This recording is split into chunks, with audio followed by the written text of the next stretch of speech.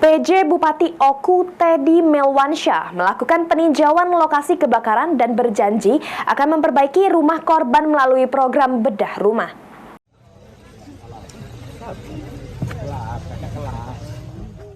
Pasca terbakarnya rumah warga bernama Uminia, 65 tahun warga Dusun Himalaya, 2 Blok M Desa Batu Winangun, Kecamatan Lubuk Raja, Kabupaten Oku pada Senin malam lalu.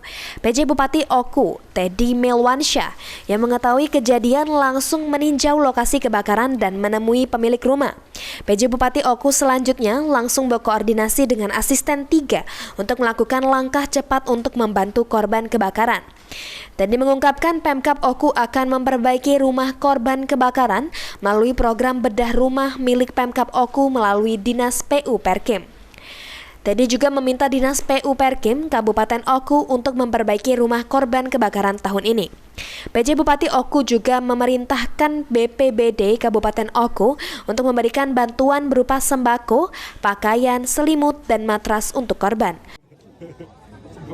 Ari Pranika, PAU TV.